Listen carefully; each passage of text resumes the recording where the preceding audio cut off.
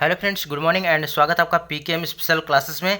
Friends, आज इस video में हम पढ़ने वाले हैं समास और हिंदी का महत्वपूर्ण चैप्टर, और यहाँ से हर बार प्रश्न बनते हैं। तो फ्रेंड्स, सहायक बोरिंग टेक्नीशियन में आपके हिंदी से 15 प्रश्न आने वाले हैं, तो आपको समास से जो है 1 से 2 प्रश्न देखने को जरूर मिलेगा। तो फ्रेंड्स, यह कंप्लीट वीडियो, इसलिए वीडियो का एंड तक बने रहे। तो चलिए स्टार्ट करते हैं आज की वीडियो को, और यहाँ से जितने इंपॉर्टेंट फैक्ट्स बन सकते हैं उसको हम कवर करेंगे, और उसके बाद यहाँ से आपके 2 पार्ट आएंगे। आज इसका पहला पार्ट है, उसके बाद इसका सेकंड पार्ट आएगा, उस पूरी तरह से समास कंप्लीट हो जाएगा। ठीक है, तो आज का पहला प्रश्न है, देखिए, कह रहा है कि यहाँ पर 2 अथवा 2 से अधिक शब्दों से मिलकर बने हुए नए सार्थक शब्द को क्या कहते हैं। 2 या 2 से अधिक शब्दों से मिलकर बने हुए नए सार्थक शब्द को क्या कहते हैं, समास कहते हैं। तो राइट आंसर क्या हो जाएगा, राइट आंसर हो जाएगा ऑप्शन नंबर बी। अब देखिए यहाँ पर, यानी 2 या 2 से अधिक शब्दों से मिलकर बने हुए नए सार्थक शब्द को हम क्या कहते हैं, समास कहते हैं। जैसे रसोई के लिए घर हो गया। ठीक है, अगर हम कहते हैं रसोई घर, तो रसोई घर क्या है, समास है। ठीक है, और इसमें अगर करें कौन सा समास है, यहाँ पर तत्पुरुष समास हो जाएगा। राइट, तो रसोई के लिए घर, इसका अगर विग्रह करेंगे तो क्या हो जाएगा, रसोई के लिए घर। चलते हैं अगले क्वेश्चन पे। अगला क्वेश्चन है यहाँ पर मोस्ट इंपॉर्टेंट है, समास का शाब्दिक अर्थ क्या होता है। तो फाइनली देखिए, समास का जो शाब्दिक अर्थ होता है वह संक्षेप में होता है। क्या होता है, संक्षेप। तो सही उत्तर हो जाएगा ऑप्शन नंबर ए। समास का शाब्दिक अर्थ क्या होता है, संक्षेप होता है। यानी समास का मतलब क्या होता है, संक्षिप्तीकरण होता है, और इसको अन्य रूप में क्या कहते हैं, छोटा रूप भी कहा जाता है। तो अर्थात 2 या 2 से अधिक शब्दों से मिलकर बने हुए छोटे शब्द को क्या कहते हैं, समास कहते हैं। अब चलते हैं अगले प्रश्न पे। अगला को प्रश्न है कि निम्न में से कौन सा पद अव्ययी भाव समास है। ठीक है, कह रहा है कि कौन सा पद अव्ययी भाव समास है। तो फ्रेंड्स, आपको ट्रिक बता रहे हैं कि अव्ययी भाव समास पहचाने का ट्रिक क्या है।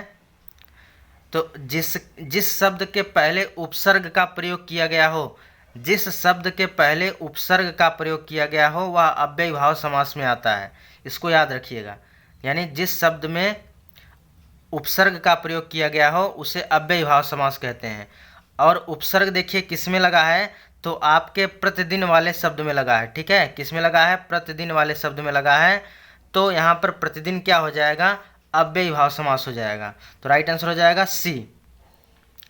यानी प्रतिदिन में अव्ययी भाव समास है, जिसका विग्रह क्या होगा, दिन दिन होगा। प्रतिदिन का अर्थ क्या हो गया, दिन दिन हो जाएगा। चलते हैं अगले क्वेश्चन पे। अगला क्वेश्चन है यहाँ पर कि जिस समास में उत्तर पद प्रधान होने के साथ ही पूर्व तथा उत्तर पद में विशेषण विशेष्य का संबंध हो उसे क्या कहते हैं। अब देखिए, जहाँ पर विशेषण विशेष्य का संबंध होता है वहाँ कर्मधारय समास हो जाता है। क्या हो जाता है, कर्मधारय समास। तो राइट आंसर हो जाएगा ऑप्शन नंबर बी। ठीक है, अब कर्मधारय समास का मीन्स जैसे क्या, जिसमें उपमेय और उपमान का संबंध बताया गया हो वह जो है कर्मधारय समास हो जाता है। जैसे यहाँ पर अगर बोल दे चरण कमल, तो यानी कमल के समान चरण। ठीक है, इसमें भी क्या हो गया आपका, यहाँ पर कर्मधारय समास हो गया। और यहाँ पर कह रहा है कि नील गगन। ठीक है, यानी नीला है जो गगन। सेकंड एग्जाम्पल है चंद्रमुख, यानी चंद्र जैसा मुख। यानी यहाँ पर विशेषण विशेष्य का संबंध आ रहा है, तो यहाँ पर क्या हो जाएगा, यहाँ पर कर्मधारय समास हो जाएगा। चलते हैं अगले क्वेश्चन पे। नेक्स्ट क्वेश्चन है, निम्न में से कर्मधारय समास किसमें है। तो फ्रेंड्स, कर्मधारय समास पूछ रहा है किसमें है। तो फ्रेंड्स, बहुत इंपॉर्टेंट क्वेश्चन है, यह कई बार रिपीट हुआ है। तो इसका राइट आंसर हो जाएगा ऑप्शन नंबर यहाँ पर सी, नीलोत्पलम में जो है कर्मधारय समास है। चलते हैं अगले क्वेश्चन पे। नेक्स्ट क्वेश्चन है कि जिस समास के दोनों पद अप्रधान होते हैं वहाँ पर कौन सा समास होता है। यानी जिस समास में दोनों पद अप्रधान होते हैं वहाँ पर कौन सा समास होता है, वहाँ पर बहुब्रीहि समास हो जाता है। तो राइट आंसर हो जाएगा ऑप्शन नंबर यहाँ पर डी हो जाएगा। ठीक है, कौन सा, बहुब्रीहि समास। अगला क्वेश्चन है यहाँ पर कि जितेंद्रिय में कौन सा समास है। जितेंद्रिय में कौन सा समास है, मोस्ट इंपॉर्टेंट है। तो जितेंद्रिय में आपका यहाँ पर बहुब्रीहि समास है। तो राइट आंसर हो जाएगा ऑप्शन नंबर यहाँ पर बी हो जाएगा। जितेंद्रिय में कौन सा समास है, बहुब्रीहि समास है। जितेंद्रीय शब्द में बहुब्रीहि समास है, यानी जिस समास में दोनों पद अप्रधान होते हैं वहाँ पर बहुब्रीहि समास होता है, यानी उसमें कोई भी पद प्रधान नहीं होता है, तीसरा पद जो है उत्तर देता है, तो यहाँ पर बहुब्रीहि समास हो जाता है। अब चलते हैं नेक्स्ट क्वेश्चन पे। अगला क्वेश्चन है कि देवासुर में कौन सा समास है। मोस्ट इंपॉर्टेंट क्वेश्चन है कि देवासुर में कौन सा समास है। अगर इसका संधि विच्छेद करेंगे तो देव या असुर हो जाएगा। क्या? देव या असुर। ठीक है, तो यहाँ पर जब संधि विच्छेद करेंगे तो क्या हो जाएगा? देव या असुर।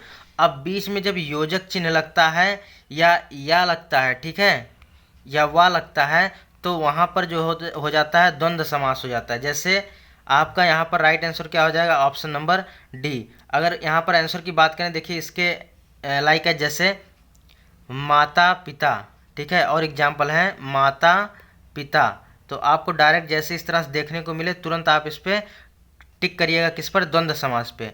भाई बहन, दाल चावल, ठीक है, तो इस प्रकार के जो शब्द होते हैं जिसमें योजक चिन्ह आए और या फिर या लगा हो तो वहाँ पर द्वंद्व समास हो जाता है। जब देवासुर का आप संधि विच्छेद करेंगे तो देव या असुर आएगा, ठीक है, यानी देव प्लस असुर बराबर क्या हो जाएगा? देवासुर। तो यहाँ पर क्या हो जाएगा? द्वंद्व समास हो जाएगा। अब चलते हैं नेक्स्ट क्वेश्चन पे। अगला क्वेश्चन है देशांतर में कौन सा समास है। तो देखिए देशांतर में पूछ रहा है कौन सा समास है। देखिए यह रेलवे में पूछा गया है प्रश्न, तो मोस्ट इंपॉर्टेंट है कि देशांतर में कौन सा समास है। फ्रेंड्स आपको एबीटी में जो हिंदी आने वाली है, ठीक है, आपको बहुत डेप्थ जाने की जरूरत नहीं है। आपके लिए 15 वीडियो आएगा, ठीक है, 15 वीडियो देख के चले जाते हैं तो आप जो है 13 से 14 प्रश्न जो है इजीली कर जाएंगे, ठीक है। देशांतर में कौन सा समास है? तो देशांतर में आपका कौन सा समास? देश में अंतर, ठीक है, कौन सा हो जाएगा? देश में अंतर। इसका अगर संधि विच्छेद करेंगे तो देश में अंतर यानी तत्पुरुष समास हो जाएगा। राइट आंसर हो जाएगा ऑप्शन नंबर सी, तत्पुरुष समास। अगर यही पूछता कि तुलसीदास कृत में जो है कौन सा समास है, तो तुलसीदास द्वारा कृत जो इसमें हो जाएगा कौन सा? यहाँ पर तत्पुरुष समास यहाँ भी हो जाएगा। चलते हैं अगले क्वेश्चन पे, एंड लास्ट क्वेश्चन है आज का कि दीनानाथ में कौन सा समास है। तो दीनानाथ में आपका कर्मधारय समास हो जाएगा, ठीक है, यानी विशेषण विशेष से का यहाँ पर संबंध है, तो यहाँ पर कर्मधारय समास हो जाएगा। तो राइट आंसर हो जाएगा ऑप्शन नंबर यहाँ पर ए हो जाएगा, ठीक है। कर्मधारय समास में क्या होता है? कर्मधारय समास में समस्त पद का एक पद गुणवाचक विशेषण और दूसरा जो होता है विशेष से होता है। जैसे परमानंद यानी परम प्लस आनंद, यहाँ पर कर्मधारय समास होगा। नीलांबर बहुत पूछता है, तो नीलांबर में भी कर्मधारय समास होता है। नीला प्लस अंबर, यानी अंबर की विशेषता बता रहा है कि अंबर कैसा है? नीला है, ठीक है, यानी विशेषण विशेष का संबंध यहाँ पर हो गया, इसके वजह से यहाँ पर कर्मधारय समास हो गया। तो फ्रेंड्स यहाँ से हमने समास को क्लियर किया, ठीक है। पहले पार्ट को यहाँ पर सेट नंबर 1 था आज का। एक कौन सा सेट था? Set number 1। इसका नेक्स्ट पार्ट जो है कल आएगा, ठीक है, और उसके बाद पूरी तरह समास कंप्लीट हो जाएगा और इससे बाहर आपको प्रश्न देखने को नहीं मिलेगा, ठीक है। विश्वास करिए, इतना आप पढ़ के जाते हैं तो आप जो है इजीली जो है 1 से 2 नंबर जो है 100% करके आएंगे। तो फ्रेंड्स वीडियो कैसी लगी कमेंट बॉक्स में जरूर बताइए, क्योंकि आपका एक कमेंट और एक लाइक हमें नेक्स्ट वीडियो के लिए मोटिवेट करता है। तो फ्रेंड्स मिलते हैं नए वीडियो में, तब तक के लिए धन्यवाद।